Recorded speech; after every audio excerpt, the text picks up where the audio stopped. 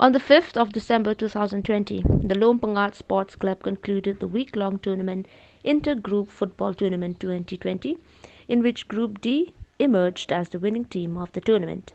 The tournament was concluded in the presence of Sri Borlang R. Suchen, General Secretary JSU, as the chief guest, Sri Keri Diamlamin, General Secretary of Warjaintia Circle, as a guest of honor, along with the Environment Secretary of the organization, Tipimi Rimbai, and other members.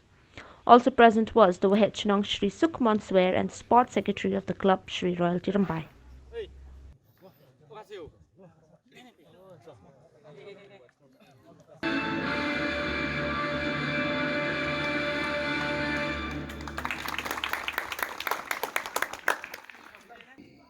Ke sport sekarang tok tawan dua juang hapungkut ia ke dua kepungkut dah kata ke sisnya arsngai. Lum ke sport man kami ke ahi ketika kami ma kasapi dia bentebit met cepro cepo ikan kuno casor cabor ya to pro bi yo di kita kelak ke kobu jua bi klub kami.